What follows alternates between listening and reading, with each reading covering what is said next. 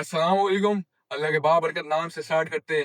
आई am Mohammad Asad Siddiq. इस video में बात करेंगे CAF certificate in accounting and finance module की।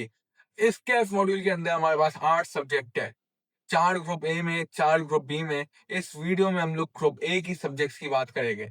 अगर आप कैफ ग्रुप ए को अपीयर करने जा रहे हैं, दैट मीन्स आपने पीआरसी पास कर लिया है। PRC was just like an entry test. ये एक असेसमेंट था कि आप देख सके क्या ये प्रोफेशन आपके लिए बना हुआ है या नहीं। पीआरसी पास करना मुश्किल नहीं होता। टीचर के असाइनमेंट्स के थ्रू और टेस्टिंग भी आपकी एक एमसीक्यू बेस्ड होती है, लेकिन कैफ के अंदर आपकी एक एक्सटेंसिव टेस्टिंग होती है। आपकी नॉलेज प्लस कॉन्सेप्ट्स दोनों को आई कैप टेस्ट करता है। इस वीडियो में हम लोग 3 स्ट्रेटेजीज डिस्कस करने वाले। एक वो स्टूडेंट्स जिनके पास अभी 4 5 6 महीने रह गए, तो उनकी क्या स्ट्रेटेजी होनी चाहिए, किस तरह तैयारी करनी चाहिए, कौन से टीचर्स कौन से सब्जेक्ट्स पढ़ाते हैं, उसको डिस्कस करेंगे। नंबर 2, आपके पास महीना 25 दिन रह गए और आपके लेक्चर्स ऑलमोस्ट कंप्लीट है, तो रिमेनिंग टाइम में आपकी क्या स्ट्रेटेजी होनी चाहिए, कैसे रिवीजन करना है। नंबर 3, आप वो स्टूडेंट है, अभी 25 दिन महीना रह गया एंड आपकी तैयारी अभी सिर्फ शुरू ही हुई है, लेकिन आपको ये सब्जेक्ट पास करना है एट एनी कॉस्ट। तो क्या सर्वाइवल स्ट्रेटेजी होनी चाहिए उनके लिए। कैफ वन बनाने से पहले थोड़ा सा स्टडी रूटीन को डिस्कस करते हैं। अगर आपके पास 4 5 6 महीने रिमेनिंग है, तो अगर आप डेली के 4 to 5 आवर्स ही दोगे, so that is more than enough. And के 1 2 महीने में आपको कोशिश करनी है आप रोज के 8 से 10 घंटे दे रहे हो। अगर आपके पास 25 डेज या 1 मंथ रिमेनिंग है, तो आपके पास कोई ऑप्शन ही नहीं है। आपको सिर्फ पढ़ना है, सुबह उठना है, पढ़ना है, सोना है। कोशिश करनी है मिनिमम 8 to 10 आवर्स डेली देने हैं। और एक और चीज को डिस्कस करते हैं जो तमाम कैफ के सब्जेक्ट्स के लिए रेलेवेंट है। आपके एग्जाम्स कौन लेते हैं? आई कैप। आपके एग्जाम्स को चेक कौन करता है, ग्रेड कौन करता है, मार्क कौन करता है? आई कैप। अगर आई कैप ने कोई रिसोर्स निकाली हुई है, अगर आई कैप ने कोई रिसोर्स को अवेलेबल किया है, तो इसका मतलब उस रिसोर्स को आपको लाजमी देखना है। तो मैं बता रहा हूँ, आई कैप की स्टडी टेक्स्ट अर्न कैफ के सब्जेक्ट के लिए बेस्ट अवेलेबल रिसोर्स है। आप कोई भी लेक्चर सीख रहे हैं, आप किसी भी टीचर के नोट्स इस्तेमाल कर रहे हैं, मैं आपको रिकमेंड करूंगा कि आप आई कैप की स्टडी टेक्स्ट को लाजमी रीड करें। And that has personally help me in my Kaif journey. ये कैफ ग्रुप ए सब्जेक्ट की पासिंग परसेंटेज आपकी स्क्रीन में आ रही है।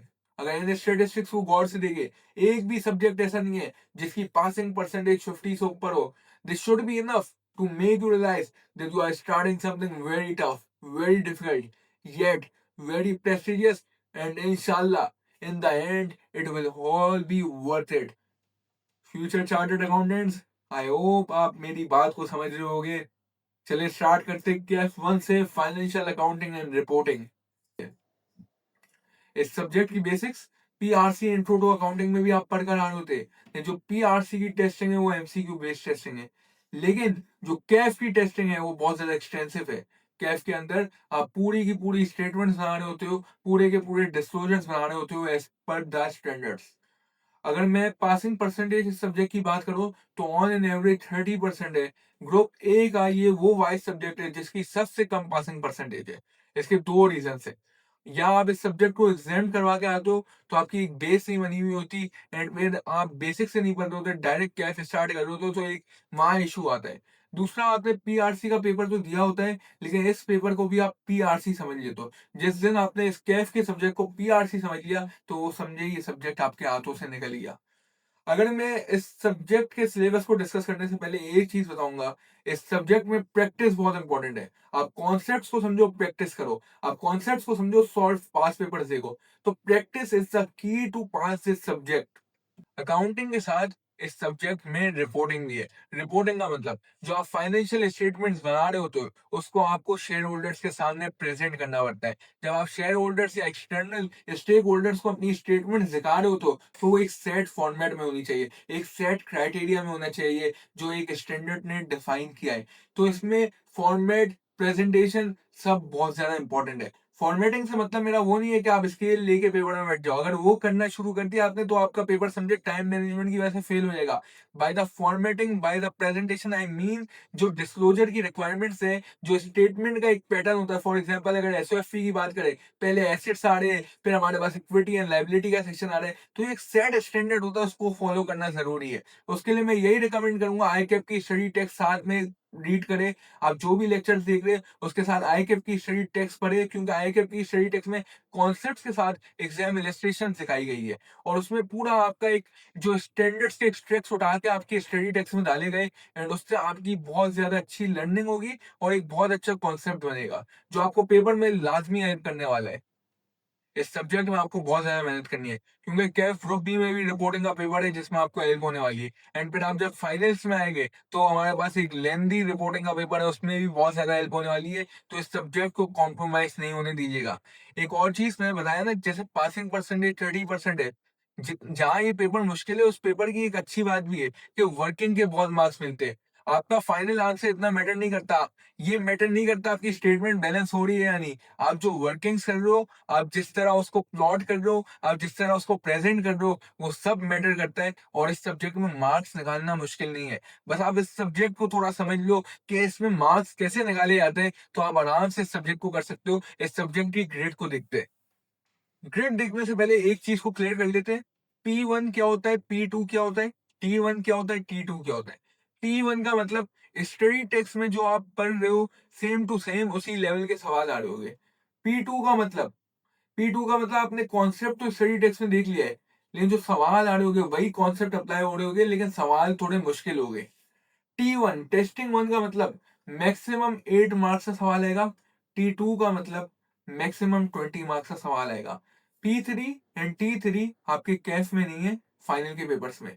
अगर मॉडल पेपर को देखें तो पेपर के अंदर एक पैटर्न सेट हुआ है। 9 क्वेश्चंस हो गए आपके पास। पहला सवाल आपका एमसीक्यूज का सवाल आता है जो 10 मार्क्स का आता है। उसके अलावा आपके पास 8 सवाल रह गए। 8 सवाल में से 5 आपके शॉर्ट क्वेश्चंस होते और 3 लॉन्ग क्वेश्चंस होते। अगर शॉर्ट क्वेश्चंस की बात करें तो वो 6 टू 8 मार्क्स के आते और ये 5 शॉर्ट क्वेश्चंस और एक एमसीक्यू वाला सवाल मिला के 45 टू 55 मार्क्स का पेपर आपका बनता है। उसके अलावा जो दूसरे 45 टू 55 मार्क्स है वो आपके 3 लॉन्ग क्वेश्चन आते हैं जो आपका 16 टू 20 मार्क्स के बीच में बनते हैं। अगर हम लोग ग्रेड ए को देखें, preparation of statement of financial position and profit और लॉस, इसमें हमारे पास दो स्टेटमेंट्स आ गई और अगर इसकी वेटेज को देखें तो 30 टू 40% पेपर आपका इधर से आ रहा है। पार्ट ए में सबसे पहले हमारे पास आ गया apply and discuss the requirement of conceptual framework. Conceptual framework एक बहुत बेसिक सा टॉपिक है जो आपको अकाउंटिंग एंड रिपोर्टिंग की फाउंडेशन समझाता है, जिसमें आपके साथ basic definitions, asset, liability, income, expenses की डिस्कस हुई होती है। इसको मैं रिकमेंड करूंगा आप कोई स्टडी टेक्स्ट से पढ़ ले या आप किसी टीचर के नोट से पढ़ ले या लेक्चर देख ले और इजीली कवर हो जाता है। और इसके मैक्सिमम ये सवाल भी इसका आता है 8 मार्क का और पूरा थ्योरी बेस्ड टॉपिक है ये। अगर दूसरा टॉपिक देखें वो भी पूरा थ्योरी वाला टॉपिक है, रेगुलेटरी सिस्टम। इसके अंदर हमारे पास क्या आता है, सिंपल आपको एक अकाउंटिंग की बॉडी, इंटरनेशनल बॉडी किस तरह ऑपरेट करती है वो समझाया जाता है। हमारे पास सबसे पहले आईएसबी है, इंटरनेशनल अकाउंटिंग स्टैंडर्ड्स बोर्ड। अब वो स्टैंडर्ड्स को पब्लिश करता है।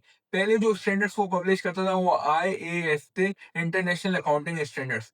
अब जो वो नए स्टैंडर्ड्स को पब्लिश करता है उसको आईएफआरएस बोला जाता है, इंटरनेशनल फाइनेंशियल रिपोर्टिंग स्टैंडर्ड्स। तो एक एक पूरा आपका थ्योरी बेस्ड टॉपिक है जिसमें आपको समझाया जाएगा किस तरह स्टैंडर्ड्स पब्लिश होते हैं, स्टैंडर्ड्स के पीछे क्या वर्किंग होती है, क्या थिंकिंग होती है, एसआईसी क्या होता है, इंटरप्रिटेशन कमेटी क्या होता है। बहुत थ्योरी बेस्ड टॉपिक है और इतना ये टेस्टिंग होती भी नहीं है, तो बस आप इसको रीड कर लीजिएगा और ये आता भी T1 लेवल में। इस ग्रेड का तीसरा topic preparation and presentation of statement of financial position and statement of profit और लॉस। बहुत इंपॉर्टेंट टॉपिक है। इस ग्रेड का मेन टॉपिक यही है, presentation and preparation of SOFP and PNL. ये मैक्सिमम 20 मार्क्स आते हैं और इस टॉपिक में ये बाकी सारे टॉपिक से सब्जेक्ट के टेस्ट भी कर सकता है। आपको एडजस्टमेंट दे सकता है, फॉर एग्जांपल पीपी की एडजस्टमेंट दे दी, गवर्नमेंट ग्रांट की एडजस्टमेंट दे दी या बोर्डिंग कॉस्ट की दे दी। तो इस टॉपिक में एक एग्जामिनर के पास एक प्रिविलेज है कि वो बाकी जो टॉपिक्स है उसको भी इस पे टेस्ट कर सकता है। तो ये बहुत इंपॉर्टेंट टॉपिक है, इसमें लाजमी आपको बहुत प्रैक्टिस करनी है, लेक्चर्स प्रॉपरली देखने हैं, सॉल्व पास्ट पेपर्स को देखना है। इस टॉपिक को कॉम्प्रोमाइज कर ही नहीं सकते, कोई ऑप्शन नहीं है। जो ऊपर के दो टॉपिक्स बनाए मैंने, ग्रिड वो जो conceptual framework and regulatory system, वो बहुत कम टेस्ट होते हैं और टेस्ट भी होते हैं तो बहुत कम नंबर्स के होते हैं, लेकिन ये सबसे इंपॉर्टेंट टॉपिक है इस ग्रिड का। इस ग्रिड का चौथा टॉपिक है हमारे पास इनकम्प्लीट रिकॉर्ड्स।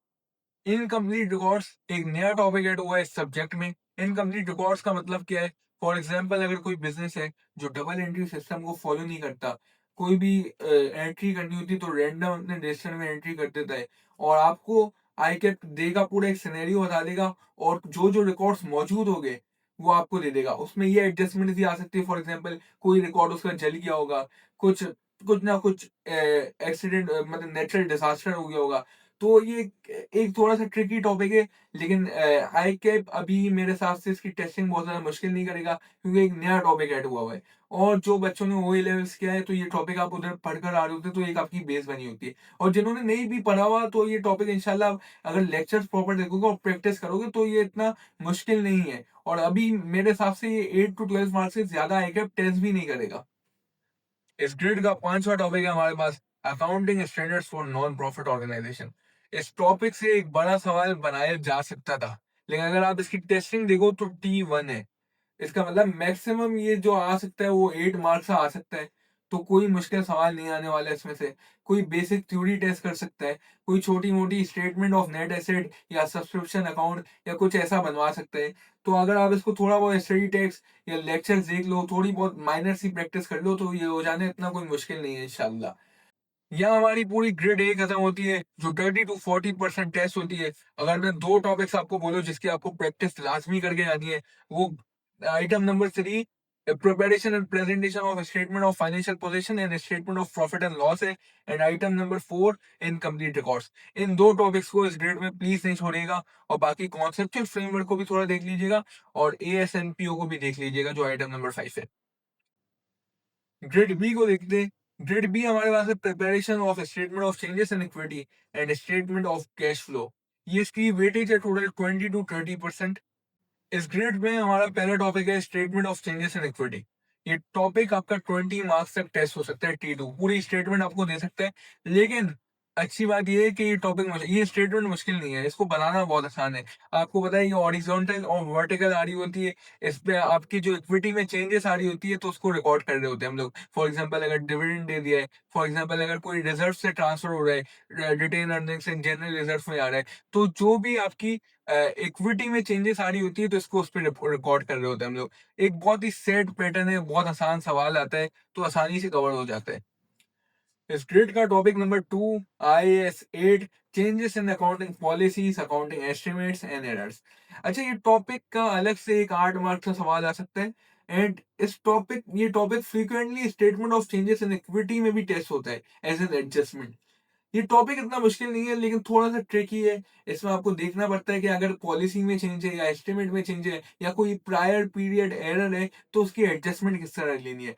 क्या उसकी ट्रीटमेंट रेट्रोस्पेक्टिव होगी, क्या प्रोस्पेक्टिव होगी, तो उसको थोड़ा बहुत वो देखना पड़ता है। और फॉर एग्जांपल अकाउंटिंग एस्टीमेट में कोई चेंज आ रहा है। जैसे इन्वेंटरी को पहले एफको में रिकॉर्ड कर रहे थे, अब वो फीफो बेसिस में रिकॉर्ड हो रही है।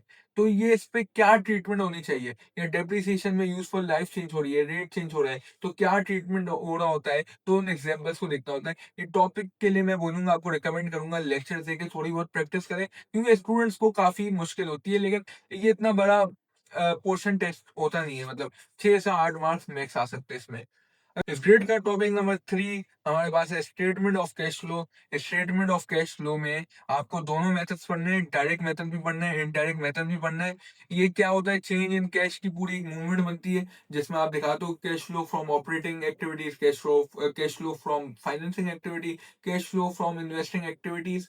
तो ये एक सेट पैटर्न है और इतना कोई मुश्किल टॉपिक नहीं है, लेकिन एक थोड़ा एक्सटेंसिव सवाल इस पे आप एक्सपेक्ट कर सकते हो। अगर इस ग्रिड में देखिए हमारे पास 2 स्टेटमेंट्स है, statement of changes in equity, statement of cash flow. अगर मैं आपको बोलूँ कौन सी स्टेटमेंट थोड़ी मुश्किल है, ज़्यादा प्रैक्टिस चाहिए, स्टेटमेंट ऑफ कैश फ्लो में ज़्यादा प्रैक्टिस करके जाइएगा।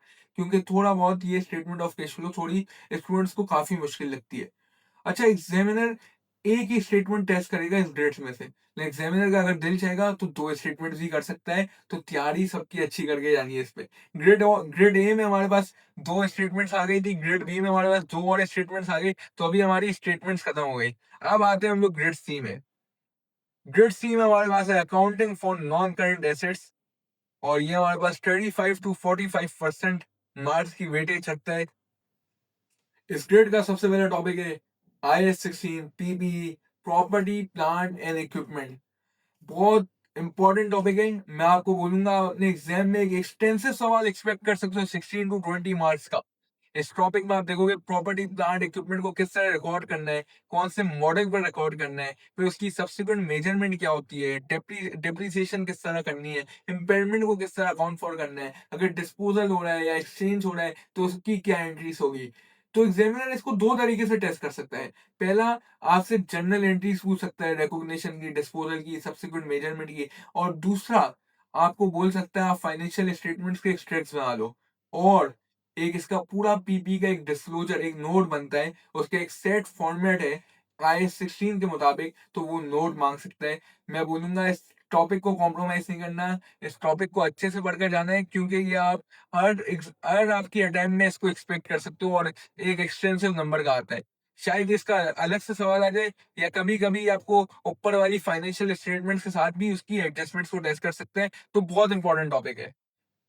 इस ग्रेड का दूसरा टॉपिक है इनटेंजिबल एसेट्स। इनटेंजिबल एसेट्स में भी आप यही देख रहे होते हो कि कोई इनटेंजिबल एसेट है तो उसकी क्या रिकॉग्निशन होगी, क्या सब्सिक्वेंट मेजरमेंट होगी, क्या डिस्पोजल की एंट्रीज बनेगी। इसमें इंटरनली जनरेटेड इनटेंजिबल एसेट्स भी आ सकते हैं, फिर रिसर्च एंड डेवलपमेंट कॉस्ट भी आ सकती है कि उसको किस तरह कैपिटलाइज करना है, किस तरह एक्सपेंस आउट करना है। तो इसमें हमारे पास एक और स्टैंडर्ड है SIC 32 वेबसाइट कॉस्ट, कि अगर कोई वेबसाइट आप डेवलप कर रहे हो तो वेबसाइट कॉस्ट में क्या क्या चीजें कैपिटलाइज होती है, क्या क्या चीजें एक्सपेंस आउट होती है। तो इंटेंजिबल एसेट्स, मैंने जैसा आपको बताया, एक नया टॉपिक है इस सब्जेक्ट में, तो इसकी टेस्टिंग आई के मेरे हिसाब से आसान रखेगा और कम मार्क्स ही रखेगा। लेकिन इस पे भी वही, जिस तरह मैंने आपको पीपी में बताया था ना, इसकी जर्नल एंट्रीज भी आपसे पूछ सकता है, या आपको बोल सकता है इसका एक्सट्रैक्ट्स बनाओ और इसका एक पूरा इंटेंजिबल एसेट का नोट बनता है एज पर द स्टैंडर्ड, वो बना के दे दो। तो लेकिन एक इंपॉर्टेंट टॉपिक है, जैसे पीपी मैंने बोला था इंपॉर्टेंट है, वैसे ही आपका इंटेंजिबल एसेट भी एक इंपॉर्टेंट टॉपिक है। इस ग्रेड का तीसरा टॉपिक है IS 23 बोरिंग कॉस्ट। और इसकी टेस्टिंग देखिए, टेस्टिंग 1 में ही आ रहा है। इसका मतलब इसका मैक्सिमम एक 6 to 8 मार्क्स का छोटा सा सवाल टेस्ट होगा। IS 23 बोर्डिंग कॉस्ट में पड़ेगी क्या, बेसिकली कोई भी क्वालिफाइंग एसेट है, कोई भी ऐसा एसेट है जो एक सब्सटेंशियल पीरियड ले रहा है बिफोर कंपनी और बिजनेस कैन यूज इट, तो उसके लिए जो भी बोरिंग कॉस्ट इंकर होती है एक जनरल बोरिंग से, या कोई स्पेसिफिक लोन लिया हुआ है, तो उसके इंटरेस्ट रेट को क्या कैपिटलाइज करना है या नहीं करना, वो हम लोग इस टॉपिक में देखेंगे। अच्छा, टॉपिक नंबर 4 हमारे पास इम्पेयरमेंट है। इम्पेयरमेंट भी एक आसान सा टॉपिक है, एक आसान सा स्टैंडर्ड है, और इसकी भी टेस्टिंग मैक्सिमम 6 से 8 नंबर्स की होती है। टॉपिक नंबर 5 जो कि इम्पोर्टेंट है, IS 40 इन्वेस्टमेंट प्रॉपर्टी। अभी हमने IS 16 PP property, plant and equipment पढ़ा था। अब ये जो टॉपिक नंबर 5 IS 40, इसमें वो प्रॉपर्टी आती है जो कैपिटल एप्रिसिएशन के लिए एक्वायर की हो या रेंटल्स के लिए की हो। फॉर एग्जांपल, मैंने प्रॉपर्टी ली, मैंने रेंट में दे दी, या मैंने प्रॉपर्टी ली, मैं एक्सपेक्ट कर रहा हूँ उसके प्राइसेस बढ़ेंगे तो मैं अपने पास इसको ओनरशिप में रख रहा हूँ, लेकिन मैं ये बिजनेस के लिए इस्तेमाल नहीं कर रहा। ये वाली प्रॉपर्टीज आपकी IS 40 के तहत रिकॉर्ड होती है। इस पे भी एग्जामिनर वैसी टेस्टिंग कर सकता है जैसे IS 16 में करता है। जर्नल एंट्रीज पूछ सकता है, रिकॉग्निशन की, सब्सिक्वेंट मेजरमेंट की, डिस्पोजल की, या आपसे एक्सट्रैक्ट्स एंड इसका एक नोट पूछ सकता है।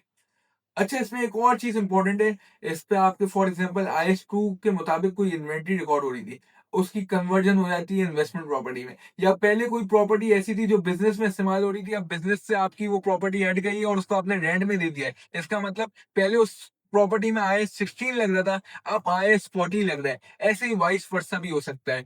तो ये कन्वर्जन वाली चीज है ना, ये थोड़ी इंपॉर्टेंट है इस टॉपिक में। टॉपिक थोड़ा सा कॉम्प्लेक्स नहीं है, टॉपिक आसान है, आसान चीजें तो आसानी से कवर हो जाता है, लेकिन एक बड़ा सवाल इस टॉपिक से एक्सपेक्ट कर सकते हो आप।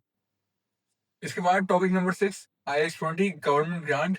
T1 की टेस्टिंग है, मैक्सिमम 6 to 8 मार्क्स से एक छोटा सा सवाल आ सकता है, कोई और दूसरे स्टेटमेंट में इसकी एडजस्टमेंट आ सकती है।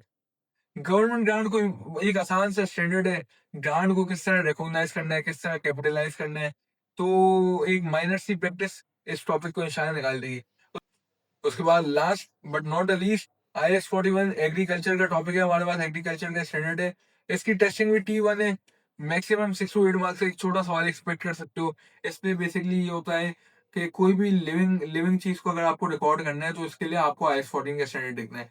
फॉर एग्जाम्पल, आपका कोई लाइफ स्टॉक का फार्म है, आपके पास शीप्स है, गोट्स है, तो फिर वो रिप्रोड्यूस कर रहे हैं, तो फिर उसको किस तरह अकाउंट फॉर करना है, वो सब आप इस स्टैंडर्ड में देखेंगे। या आप कोई फार्मिंग कर रहे हो, या कोई खेती बाड़ी है, तो उसको सबको किस तरह रिकॉर्ड करना है वो आप इस स्टैंडर्ड में देखेंगे, और फिर किसको इसकी डी रिकॉग्निशन भी किस तरह होती है वो भी हम लोग देखेंगे।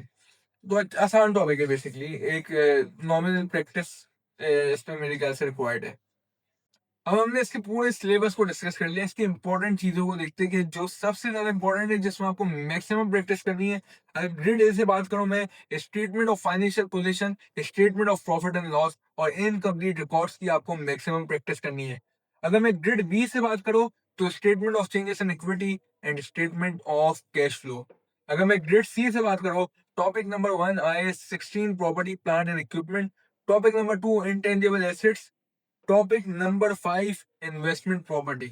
मतलब ये कितने, 4 और 3, 60 टॉपिक्स है जिसकी मैक्सिमम प्रैक्टिस करनी है। बाकी की आपको एक नॉमिनल प्रैक्टिस भी काफी रहेगी आपके लिए, एंड इंशाल्लाह ये सब्जेक्ट आसानी से पास हो जाएगा। इस सब्जेक्ट को बहुत सारे टीचर्स पढ़ाते हैं, सारे टीचर्स हमारे लिए रिस्पेक्टेबल है, एंड जिसके भी आप लेक्चर्स देख रहे हो, मैं यही आपको रिकमेंड करूंगा, दो चीजें। स्टडी टेक्स्ट को साथ में लाजमी रीड करना है, एंड प्रैक्टिस बहुत करनी है, पास पेपर्स बहुत करने हैं, सॉल्व सॉल्यूशंस को बहुत ज्यादा देखना है। तो ये दो चीजें मैं आपको रिकमेंड करूंगा। जो टीचर्स मैंने जिनसे पर्सनली कभी पढ़ा है, कैफ में या सीए फाइनल में, तो उनमें से सर अहमद रजा मीर है ARTT बिजनेस स्कूल से, जो ये सब्जेक्ट पढ़ाते हैं, एंड सर मुर्तजा कायत है IQ स्कूल ऑफ फाइनेंस से, जो ये सब्जेक्ट पढ़ाते हैं। अगर आपके पास 4 5 या 6 महीने, तो आपकी यही स्ट्रेटेजी होनी चाहिए। आप लेक्चर्स देख रहे हो, लेक्चर्स की नोटिंग कर रहे हो, जो जो आपके टॉपिक्स कंप्लीट हो रहे हो उसके साथ आप उसकी प्रैक्टिस कर रहे हो, एक एक्सटेंसिव प्रैक्टिस कर रहे हो, स्टडी टेक्स्ट को पढ़ रहे हो, और एंड में ईयरली पास पेपर्स बहुत सारे कर रहे हो। तो यही आपकी एक अप्रोच होनी चाहिए। और अगर आप वो है जिसका महीना रह गया, 25 20 डेज रह गए, और पेपर बहुत ज्यादा करीब है लेकिन लेक्चर्स आपके ऑलमोस्ट कंप्लीट है, तो सबसे पहले तो आपको लेक्चर्स को जल्दी से कंप्लीट करना है। जितने रह गए मतलब 2 4 दिन लगा के लेक्चर्स को कंप्लीट करें। उसके बाद आपको एक टारगेटेड प्रैक्टिस सेशंस करने हैं। टारगेटेड प्रैक्टिस सेशन से मेरा मुराद ये, जो मैंने टॉपिक्स बताए, जो इंपॉर्टेंट टॉपिक्स है हमारे पास वेटेज के हिसाब से, तो पहले उनकी बहुत एक प्रैक्टिस करनी है। फिर आपको आइडेंटिफाई करना है उनमें से कौन से टॉपिक्स आपको मुश्किल लग रहे हैं, तो उनको रिवाइज करना है जल्दी, उनकी और प्रैक्टिस करनी है। और उसके अलावा भी इस टारगेटेड सेशंस में आपको दो चीजें करनी है। एक तो वेटेज वाइज प्रैक्टिस कर रहे हो, और दूसरी आपकी डिफिकल्टी वाइज प्रैक्टिस कर रहे होगे। तो ये 5 से 10 दिन की टारगेटेड प्रैक्टिस के अंदर आपको रिवीजन भी साथ में करना है। मतलब रोज का कोई ना कोई टॉपिक भी रिवाइज कर रहे हो, अपने क्लास नोट से कर रहे हो, या कोई समरीज उठाई हुई किसी टीचर की तो उनसे कर रहे हो, तो ये चीज होगी। और एंड में आपको ईयरली पास पेपर्स करने। या आप वो स्टूडेंट है जिसके 20 से 25 दिन रह गए और अभी बस स्टार्ट ही हुआ है, तो क्या सर्वाइवल ट्रिक हो सकती है कि आप पेपर में बैठे और थोड़ा सा चांस हो कि आप पेपर को पास कर सके। तो मैं आपको यही बोलूंगा, आप आपके पास लेक्चर्स का टाइम नहीं है, लेक्चर्स को हटा दें आप सबसे पहले। क्लास नोटिंग्स आप नहीं कर सकते, आप ये कर सकते हैं जैसे सर अहमद हसन मीर है, उनके क्लास नोटिंग्स ड्राइव में अवेलेबल होती है, तो उसको हटा सकते हैं। और सेकंडली आप कोई वर्कशॉप देख सकते हैं, स्मार्ट लेक्चर्स देख सकते हैं, जैसे सर मुर्तजा गाइड की कैफी यूट्यूब में वर्कशॉप अपलोडेड है।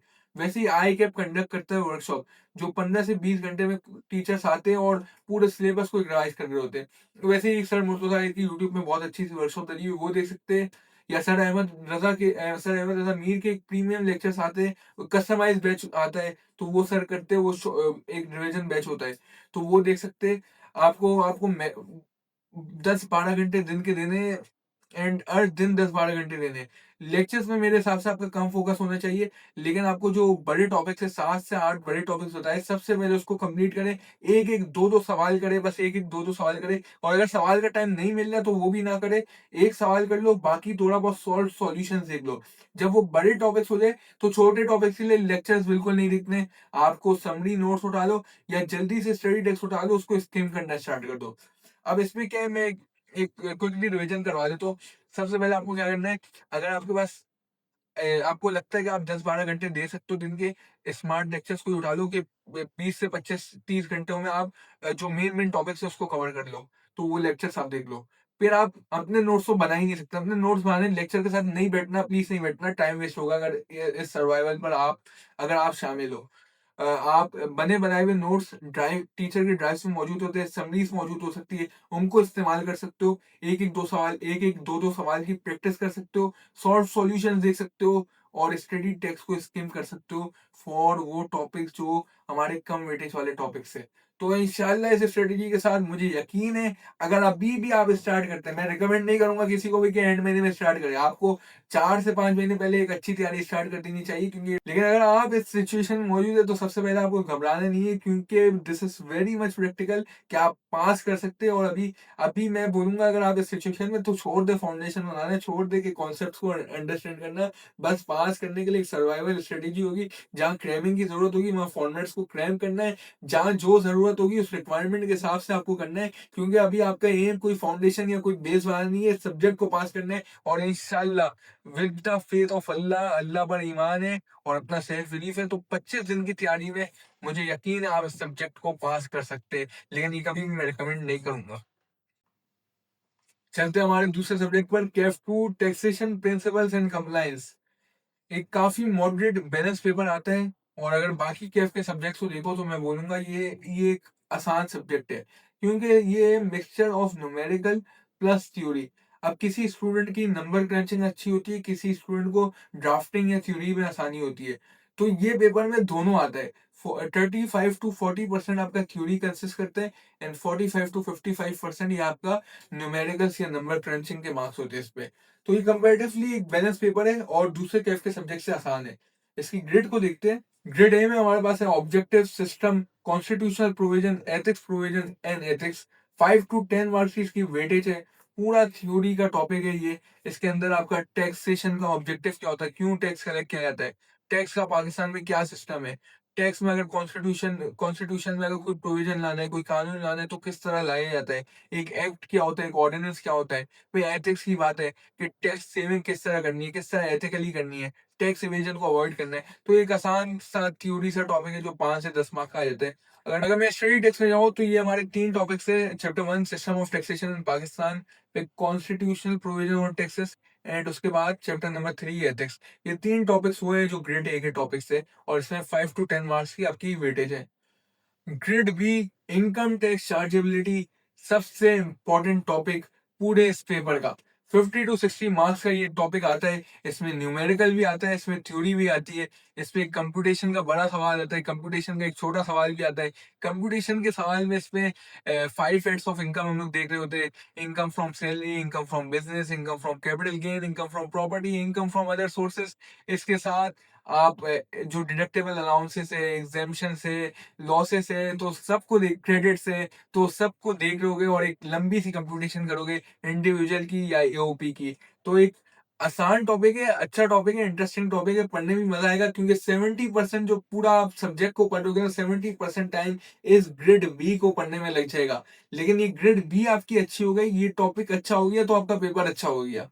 अगर स्टडी टैक्स देखें तो चैप्टर 4 से बेसिक कॉन्सेप्ट्स ऑफ टैक्सेशन, उसके बाद salary, income from property, income from business part 1, income from business part 2, capital gain, income from other sources, losses, deductible allowances, tax credit, exemption, taxation of individual, association of person, foreign source income of resident person.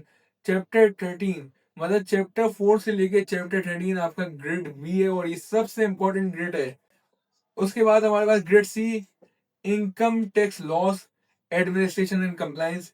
10 से 15 marks की grade है। इसमें case studies भी आ सकती है, एक proper मतलब cramming वाला थ्योरी वाला सवाल भी आ सकता है, और ये आता है 10 to 15 मार्क्स का। अगर आप देखें returns, assessments, records, audit, appeals, reference and petitions, ये 3 चैप्टर्स है जो हमारे ग्रेड सी के।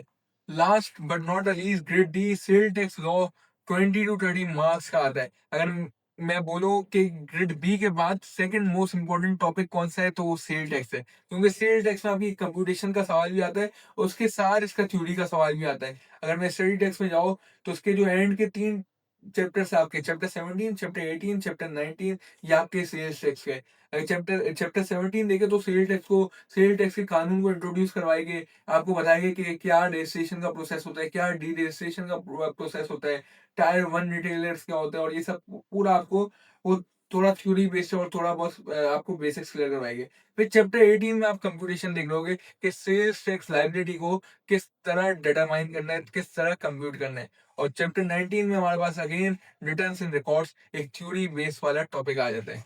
तो ये हमारी पूरी ग्रेड हो गई। इसमें से सबसे ज्यादा इंपॉर्टेंट आपकी ग्रेड भी है इनकम टैक्स, और उसके अलावा सेकंड मोस्ट इंपॉर्टेंट है आपके पास सेल्स टैक्स। अब अगर आपके पास 4, 5 या 6 महीने हैं, तो आपको एक प्रॉपर लेक्चर सीखने हैं, हर टॉपिक की प्रैक्टिस करनी है, क्लास के नोट्स बनाने हैं, एंड में पास पेपर्स करने हैं ईयरली। और इंशाल्लाह ये एक छोटा-सा सिलेबस है, एक कंसाइज़ सिलेबस है, तो आसानी से ये सब्जेक्ट हो जाएगा। लेकिन अगर आपके पास 1 महीना रह गया है और 25 डेज़ रह गए या महीना रह गया है और आपके लेक्चर्स ऑलमोस्ट कंप्लीट है, सो सबसे पहले लेक्चर्स को कंप्लीट कर लें, फॉर रिवीजन अपने क्लास नोट्स को रिवाइज़ करें, टॉपिक वाइज़ प्रैक्टिस करें, एंड के 2, 4, 5 दिनों में एक सिम्युलेटेड प्रैक्टिस करें जिसमें आप एक ईयरली पास पेपर पूरा कर लोगे। और ये सब्जेक्ट इतना मुश्किल नहीं है, तो आसानी से हो जाएगा।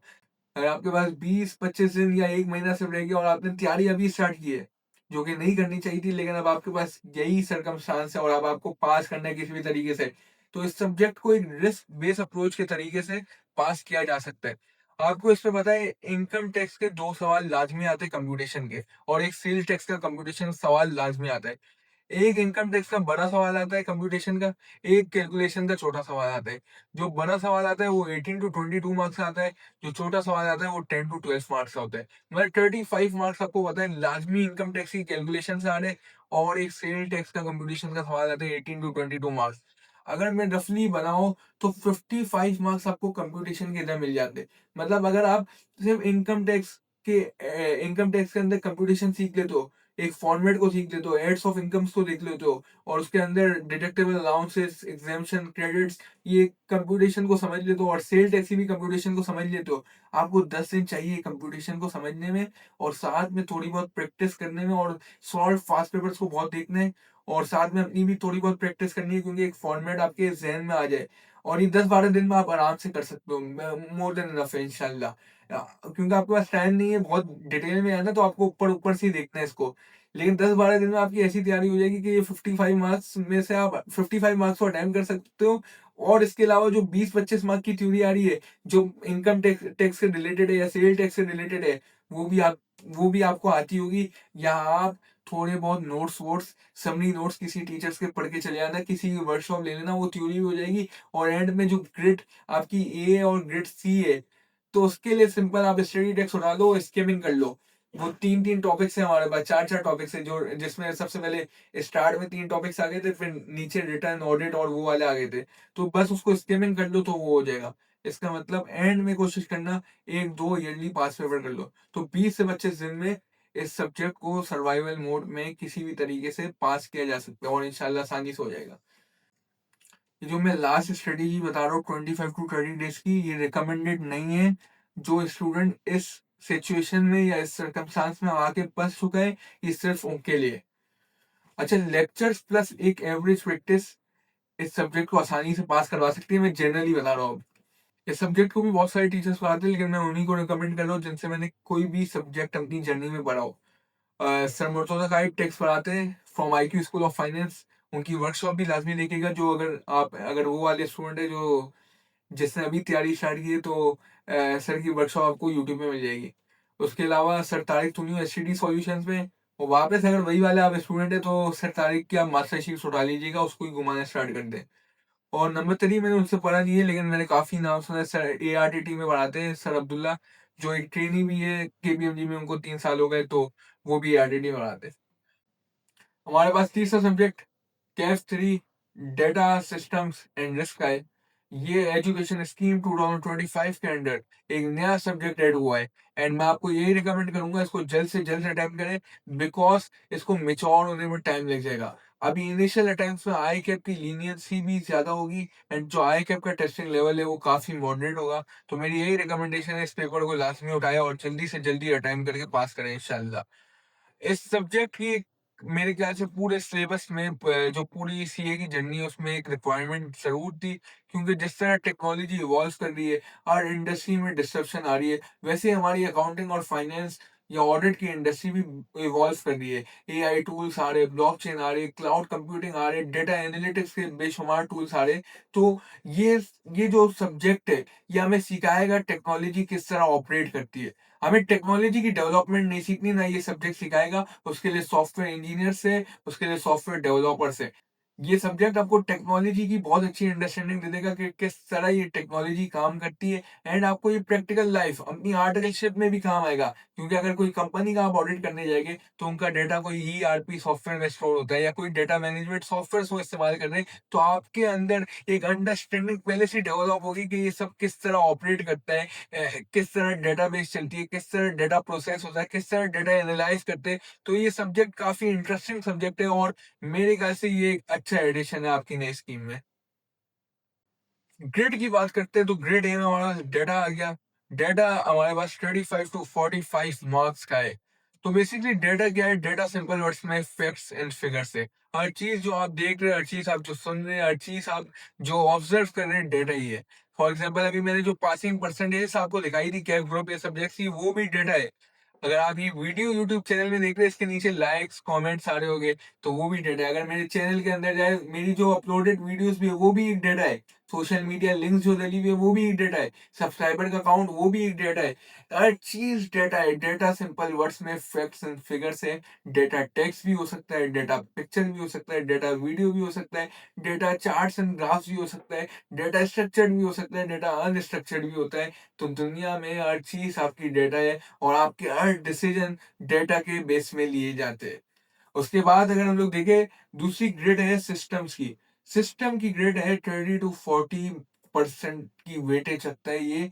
डेटा को इंफॉर्मेशन में कन्वर्ट करना पड़ता है, डेटा को यूजफुल इंफॉर्मेशन या समरी में कन्वर्ट करना पड़ता है, ताकि हम लोग उसको यूज करके डिसीजन ले सके। तो डेटा तो आ गया, डेटा को डालेगा, डेटा को सिस्टम में डालते। सिस्टम के अंदर क्या चीजें आ जाती है हमारे पास? सिस्टम के अंदर हमारे पास हार्डवेयर आ जाता है, सॉफ्टवेयर आ जाता है, नेटवर्क आ जाता है। हार्डवेयर क्या होता है?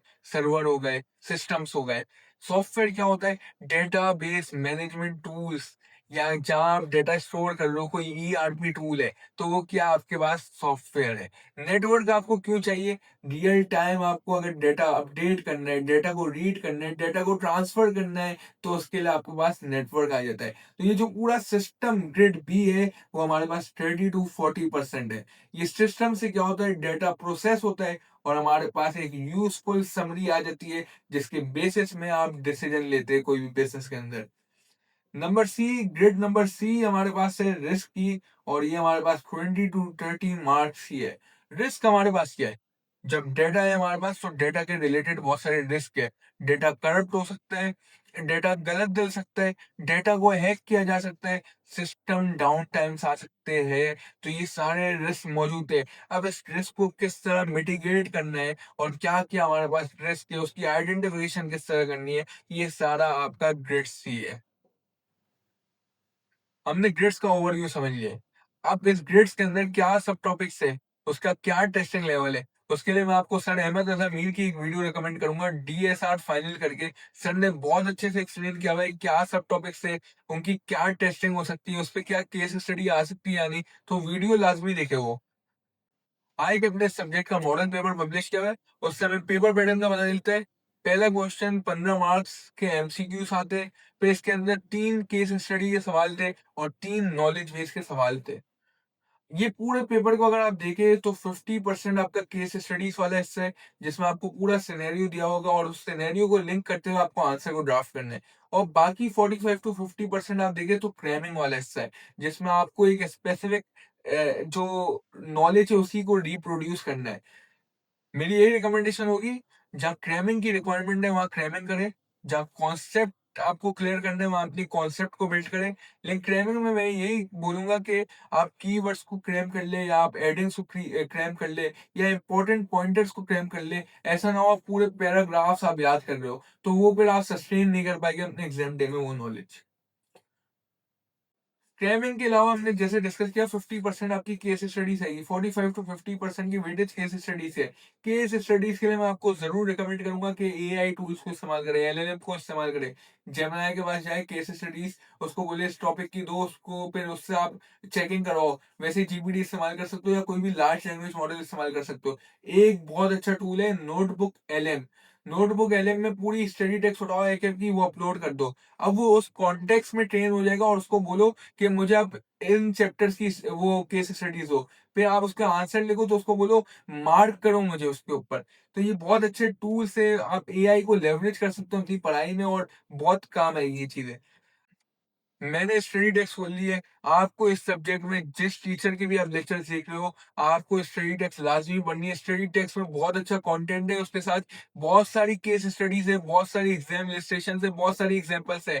केस स्टडी पढ़ लोगे, आपकी लाइफ़ आसान हो जाएगी इस सब्जेक्ट के लिए। अगर आप ये चैप्टर 1 टू 6 देखिए, आपकी ग्रेड ए आ गई। ग्रेड ए हमारी डेटा वाली, इसके अंदर आपके पास क्या है, टाइप्स ऑफ डेटा आ गया, data governance, data management, data analytics, big data, database management system, data normalization. ये 6 चैप्टर्स आपकी ग्रेड ए के। फिर अगर उसके बाद आप चैप्टर 7 टू चैप्टर 13 देखें तो ये आपकी ग्रेड बी आ गई सिस्टम्स की। इसके अंदर हमारे पास क्या आ गया, आईटी सिस्टम आर्किटेक्चर, ईआरपी पर सारी इमर्जिंग टेक्नोलॉजीज आ गई, artificial intelligence, cloud computing, blockchain, fintech. और उसके बाद चैप्टर 13 आ गया कि बिजनेस और अकाउंटेंसी में किस तरह ये टेक्नोलॉजी अफेक्ट कर रही है। उसके बाद अगर चैप्टर 14 टू चैप्टर 17 देखें, ये आपकी ग्रेड सी रिस्क की आ गई। इसके अंदर हमारे पास आईटी रिस्क आ गए, साइबर सिक्योरिटी रिस्क आ गए, फिर जनरल कंट्रोल्स आ गए, रिस्क मिटिगेशन स्ट्रेटेजीज आ गई और रिस्क मैनेजमेंट आ गया। इन टॉपिक्स के अलावा 4 एनेक्शंस और एडेड है आपके सिलेबस के अंदर।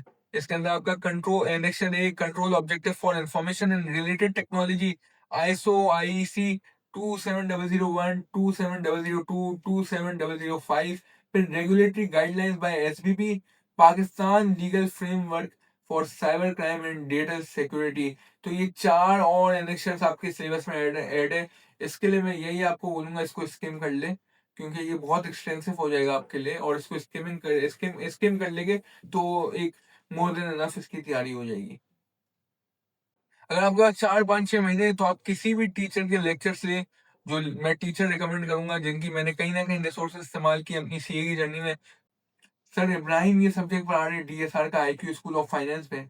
सर अहमद रजा मीर ये सब्जेक्ट पढ़ा रहे एआरटीटी बिजनेस स्कूल में। सर बिलाल कुरैशी ये डीएसआर का सब्जेक्ट पढ़ा रहे। तो जो भी आप टीचर सेलेक्ट कर रहे, कंप्लीट लेक्चर देखे, क्लास नोटिंग्स करे, उसके साथ केस स्टडीज को खुद ड्राफ्ट करने की कोशिश करें। ड्राफ्टिंग बहुत इंपॉर्टेंट है, साथ में क्रैमिंग भी करते जाए। एंड जो भी मैं बोलूंगा, इस सब्जेक्ट में आप एआई को काफी इस्तेमाल कर सकते हैं। आप एमसीक्यूज एआई से बनवा सकते हैं, एआई को बोल सकते हैं सैंपल केस स्टडीज बना के दो, फिर आप अपनी वो चेकिंग भी उससे करवा सकते हैं। तो मेरे हिसाब से आपको एआई काफी लेवरेज करना चाहिए। और आपको ये सब्जेक्ट भी एआई सिखाता है, मतलब सिखा रहा है, आईटी के बारे में सिखा रहा है। और इस सब्जेक्ट को उसी तरीके से यूज करें फिर इंशाल्लाह। अगर आपके पास 20 25 दिन या 1 महीना रह गया और आपने तैयारी अभी स्टार्ट की है, तो अब लेक्चर का टाइम तो निकल चुका है। अब सिंपल आप ये स्टडी टेक्स्ट उठा लो, स्टडी टेक्स्ट को पढ़ना स्टार्ट कर दो, स्किम करना स्टार्ट करो, जो एग्जांपल्स इसके अंदर दिए उसको रीड करना स्टार्ट करो। क्योंकि पेपर 50% केस स्टडीज का है। तो केस स्टडी को आप दिमाग लगा के, आपकी जो जनरल बिजनेस नॉलेज और थोड़ी बहुत आप जो इसको रीड करके एक्वायर करोगे नॉलेज, उससे आप केस स्टडीज को आसानी से सॉल्व कर सकते हो। और उसके साथ क्रैमिंग के हिस्से के लिए भी आप बार बार इसको स्किम करोगे तो हो जाएगा इंशाल्लाह। एक और इम्पोर्टेंट चीज मैंने कैफ के स्टूडेंट्स के लिए खासतौर पर ये सोची है कि मैराथन सीरीज स्टार्ट करो, जिसमें हम लोग एक सब्जेक्ट को पिक करेंगे और उस सब्जेक्ट की हम लोग 5 to 6 आवर्स या 10 to 12 आवर्स या 15 to 20 आवर्स एज रिक्वायर्ड एक लंबी वीडियो बनाएंगे इन वन गो, जिसपे आप जिसको आप देख ले तो एक एक चांस बन जाए कि ये पेपर पास हो जाए। तो इंशाल्लाह मैं बाकी सब्जेक्ट्स अभी फिलहाल कमिट नहीं कर सकता, लेकिन डीएसआर क्योंकि एक नया सब्जेक्ट आया है, स्टूडेंट्स को काफी मुश्किल हो रही है क्योंकि पास पेपर्स भी मौजूद नहीं है, रिसोर्सेज न्यूली ड्राफ्ट हो रही है टीचर्स के थ्रू। तो मेरी इंशाल्लाह इस डीएसआर के पेपर के लिए कोशिश है कि जल्द से जल्द एक मैराथन वीडियो लाओ, क्योंकि एक वो वीडियो इंशाल्लाह आप देख लेंगे तो इंशाल्लाह इस कंडीशन में आप आ जाएंगे कि आप पेपर पास कर सकेंगे। चौथा subject, business law dynamics Kaif 4। पहले कैफ के अंदर लॉ के 2 सब्जेक्ट्स हुआ करते थे, एक बिजनेस लॉ, एक कंपनी लॉ। अब नई स्कीम, एजुकेशन स्कीम 2025 में उन 2 सब्जेक्ट्स को मर्ज करके कैफ 4 बिजनेस लॉ डायनेमिक्स बना दिया गया है। इस सब्जेक्ट में आपका 40 to 50% बिजनेस लॉ टेस्ट होता है और 50 to 55% आपका जो पहले कंपनी लॉ होता था वो टेस्ट होता है। अगर इसकी ग्रिड को देखें, ग्रिड ए में हमारे पास आ रहा है introduction to legal system, 3 to 6 marks की वेटेज है, थ्योरी बेस्ड सवाल आते हैं इसमें से। फिर contract act 1872 essentials and performance आ रहे हैं, 25 टू 22 मार्क्स का आता है। एक मेजर पोर्शन है बिजनेस लॉ का और इसमें केस स्टडीज आती है। अच्छा, मैं इसकी बताऊंगा कि तैयारी किस तरह करनी है, उसको देखते हैं, लेकिन पहले ग्रेड को देख लेते हैं। फिर आपके पास ग्रेड सी वापस बिजनेस लॉ की है, उसमें अदर बिजनेस लॉ आते हैं और ये भी आते हैं 15 टू 20 मार्क्स के। कौन से अदर बिजनेस लॉ देख लेते हैं। इसमें हमारे पास पार्टनरशिप के लॉ आ गए। फिर इसमें अगर आप देखें fundamental concepts of promissory note, bills of exchange and cheque, फिर एएमएल और आर्बिट्रेशन के भी बेसिक कॉन्सेप्ट्स आते हैं। अच्छा, अगर पार्टनरशिप की बात करो तो ये जो पार्टनरशिप का कानून है इसमें से केस स्टडीज आती है। लेकिन अगर आप इसमें जो promissory note, bill of exchange, cheque और उसके नीचे जो टॉपिक नंबर 5 है एंटी मनी लॉन्ड्रिंग और आर्बिट्रेशन की बात करें, तो ये आइटम नंबर 4 और आइटम नंबर 5, इन दोनों में से आपका प्योर फ्रेमिंग थ्योरी बेस्ड सवाल आते हैं। और अगर मैं पहले 3 जो पार्टनरशिप वाले हैं उसमें उसकी बात करूँ तो उसमें से केस स्टडीज आती है। हमारी अभी 3 ग्रेड्स खत्म हो गई है और ये 3 ग्रेड्स अब आपकी ऑलमोस्ट 50% बनती है। ये जो बिजनेस लॉ का पार्ट है और इसमें कॉन्ट्रैक्ट एक्ट और पार्टनरशिप के जो कानून है उनमें से केस स्टडीज निकलती है, बाकी पूरा क्रैमिंग है। ग्रेड डी ई एफ, ये वो ग्रेड है जो कंपनी लॉ के सब्जेक्ट में पहले टेस्ट होती थी। ग्रेड डी में देखें तो कंपनी एक्ट आ गया। कंपनी एक्ट 2017 के अंदर हमारे पास कुछ सेक्शन इनकॉर्पोरेशन के, कुछ सेक्शन हमारे पास इशुएंस ऑफ शेयर्स के आते हैं। 12 टू 17 मार्क्स की वेटेज है, इतनी मुश्किल टॉपिक्स नहीं है। उसके बाद अगर ग्रेड ई देखे, company act, management and administration, 10 to 15 marks का आता है। अगर उसके बाद ग्रेड एफ देखे, जो कि कंपनी लॉ के पोर्शन में सबसे इंपॉर्टेंट ग्रेड है, जिसके अंदर आपके पास meetings, proceedings, directors, chief executive, accounts and dividends आ जाते हैं। इसमें आपसे केस स्टडीज भी पूछ सकता है, इसमें आपसे क्रैमिंग के सवाल भी पूछ सकता है। फॉर एग्जांपल, क्योरम कितने मेंबर्स में बनता है, और इसमें आपके एक अच्छी केस स्टडीज भी आपके पास आ सकती है डायरेक्टर्स के ऊपर या मीटिंग्स के ऊपर। तो ये आता है आपके पास 20 टू 25 मार्क्स का। इसका मतलब 50 मार्क्स आपके कंपनी लॉ के जो पहले सब्जेक्ट हुआ करते थे और 50 मार्क्स आपके बिजनेस लॉ के। इसमें आपकी कुछ क्रेमिंग वाली चीजें, कुछ केस स्टडीज वाली चीजें, बहुत आसान सब्जेक्ट है। बस इसमें आपकी ड्राफ्टिंग इंपॉर्टेंट है। अगर मैं आपको एक रिकमेंडेशन दूंगा, अगर आप लेक्चर्स ले रहे हैं, लेक्चर देखने के बाद जिस टीचर के भी लेक्चर्स लिए उनके सॉल्व पास्ट पेपर्स देखे। अगर वो नहीं देख सकते तो आई कैप के एग्जामिनर कमेंट्स, आई कैप के सॉल्व पास्ट पेपर्स वो रीड करें। रीडिंग बहुत जरूरी है क्योंकि ड्राफ्टिंग बहुत इंपॉर्टेंट है। लॉ को एक्सप्लेन करना आना चाहिए, केस स्टडी सिनेरियोस को समझ के उस हिसाब से आंसर आपको देना आना चाहिए। अगर मैं इसके लिए एक बेस्ट रिसोर्स आपको रिकमेंड करूंगा, इस सब्जेक्ट में ज्यादा कुछ है नहीं, कोई स्ट्रेटेजी में बता नहीं सकता। अगर एक आपको बेस्ट रिसोर्स रिकमेंड करो तो आई कैप की स्टडी टेक्स्ट है, या किसी भी टीचर के नोट्स उठा ले। इसमें लेक्चर्स की भी कोई ऐसी सच रिक्वायरमेंट नहीं है। अगर आपके पास 4 5 6 महीने हैं, तो टीचर के लेक्चर सीखे, प्रॉपर प्रैक्टिस करें, प्रॉपर नोट्स बनाए, और बुक भी पढ़े, नोट्स भी पढ़े, स्टडी टेक्स्ट भी पढ़े। लेकिन अगर आपके पास एंड का एक महीना बचा है तो मोर देन इनफ है। बस आई कैप की स्टडी टेक्स्ट उठा लो या कोई भी लॉ के टीचर की नोट्स उठा लो और 1 से 2 हफ्ते में इसको वाइंड अप करो, हो जाएगा इंशाल्लाह। मतलब क्रैमिंग करो, शॉर्ट फास्ट पेपर देखने वो देखो, और प्रैक्टिस करने की जरूरत नहीं है। अगर आपके पास महीना रह गया और आपकी तैयारी अभी स्टार्ट हुई तो प्रैक्टिस नहीं करना, बस शॉर्ट फास्ट पेपर पढ़ लेना। और अगर एक सिमुलेटेड एनवायरनमेंट में एक ईयरली पास पेपर करना हो तो वो कर लेना। Thank you so much. हमने केफ ग्रुप ए के सारे सब्जेक्ट्स को डिस्कस किया। इंशाल्लाह नेक्स्ट वीडियो में केफ ग्रुप बी के सब्जेक्ट को डिस्कस करेंगे। वीडियो एंड होने से पहले एक सवाल को एड्रेस करना चाहूंगा। स्टूडेंट्स पूछते हैं कि केफ कितनी अटेम्प्ट्स में होना चाहिए। On an average students 3 to 4 attempts लेते हैं, कुछ 5 to 6 अटेम्प्ट्स ही लेते हैं, कभी कभी उससे ज्यादा भी लग जाती है। लेकिन जो मिनिमम अटेम्प्ट्स है जिसमें कैफ हो सकता है वो है 2 अटेम्प्ट्स। और मैं आपको रिकमेंड करूंगा ग्रुप ए एक अटेम्प्ट में ले, ग्रुप बी दूसरी अटेम्प्ट में ले। 2 अटेम्प्ट से कैफ निकालना जरूरी नहीं है, लेकिन ये रिकमेंडेड है क्योंकि अगर आप देखो और अटेम्प्ट में कैफ क्वालिफाइड स्टूडेंट्स का नंबर बढ़ते जा रहे हैं, स्टूडेंट्स ज्यादा हो रहे हैं, सप्लाई ज्यादा हो रही है, जो डिमांड है फर्म्स में वो कम है, हायरिंग कम हो रही है। अब अगर आप फर्म्स की बात करें तो एक हायरिंग का क्राइटेरिया होता है एफटीएस, जिसका मतलब कैफ की अटेम्प्ट्स की बेसिस में कर रहे होते हैं। तो जितनी कम अटेम्प्ट्स होगी आपकी कैफ में उतना फायदा है, उतनी आसानी से आपकी इंडक्शन हो जाती है। ये वन फैक्टर है, वन ऑफ द फैक्टर है, और भी काफी फैक्टर्स होते हैं, ये सिर्फ एक फैक्टर नहीं है। बट इस वजह से आपको आसानी हो जाएगी, इसलिए मैं ये रिकमेंड कर रहा हूँ कि मिनिमम अटेम्प्ट से कोशिश करें कि इसको निकाले। ये कोई लॉक नहीं है कि 2 अटेम्प्ट से निकालना है। अगर 2 अटेम्प्ट से नहीं हो रहा, 3 में निकाले, 3 में नहीं हो रहा, 4 में निकाले, 4 में नहीं हो रहा 5 भी निकाले, लेकिन निकाले और सीए को क्विट नहीं कीजिएगा। ये एक बहुत अच्छी, बहुत प्रेस्टिजियस जर्नी का स्टार्ट है और एंड में जब आप क्वालिफाइड हो जाते हो तो कोई आपसे ये नहीं पूछेगा कितनी अटेम्प्ट्स में किया।